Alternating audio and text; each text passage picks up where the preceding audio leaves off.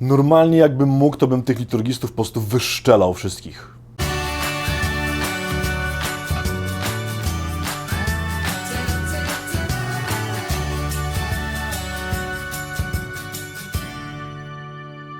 Dobry wieczór, dzień dobry, szczęść Boże, witam bardzo serdecznie. Proszę oczywiście nie traktować poważnie tego zdania, które powiedziałem na początku, ale dzisiaj będzie rzeczywiście kontra liturgistom.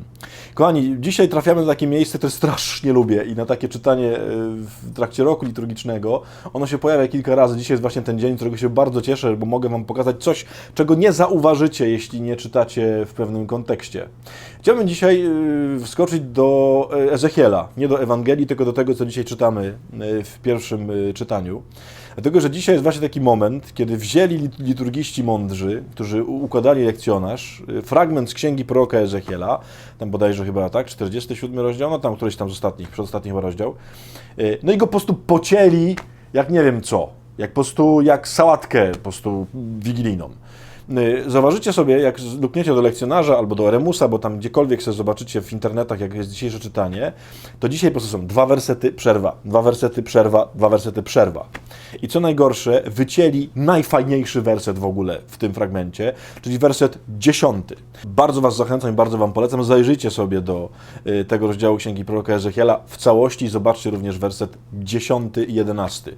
Właśnie nie, to chyba był 11, a nawet ja się gubię. W sensie to, co jest przed 12, czy nie, czyli pewnie 11. No tam 10, 11.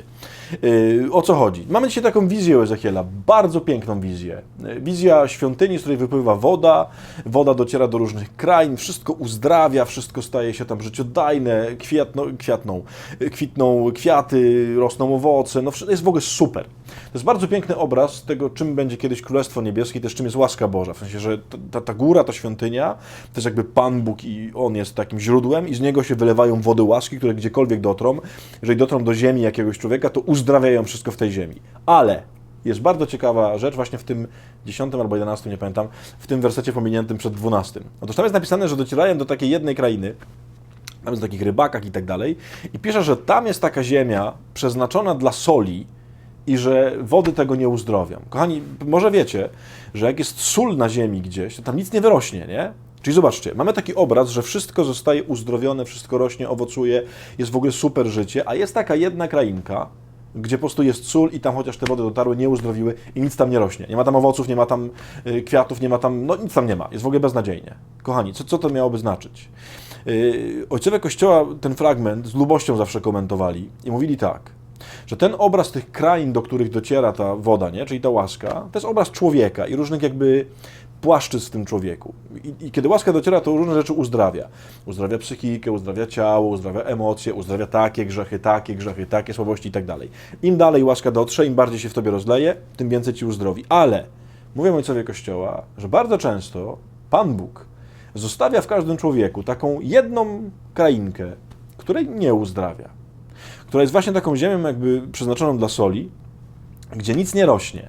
I chociaż tam te wody łaski płyną i płyną i płyną, nie uzdrawia się.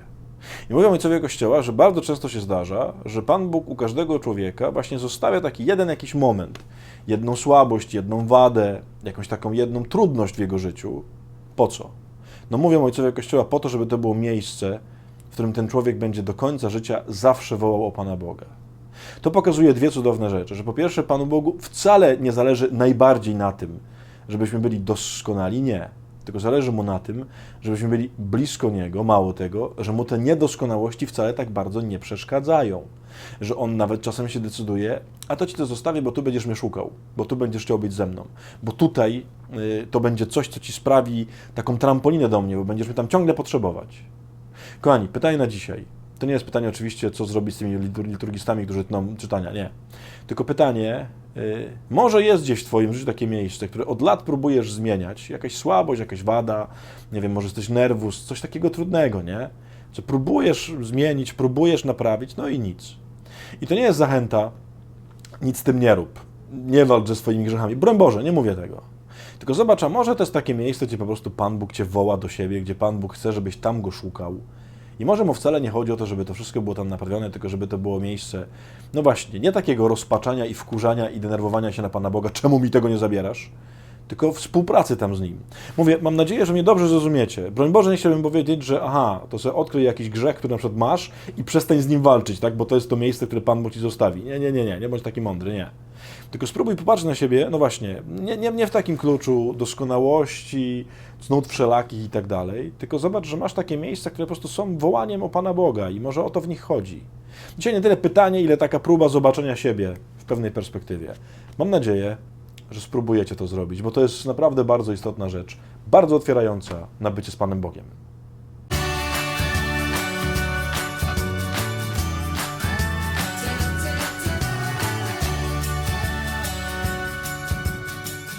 Oj, dobrze. Kochani, to jest ostatni odcinek wieczorny, który nagrywam na przyszłość, czyli za 2,5 tygodnia gdzieś tam pewnie.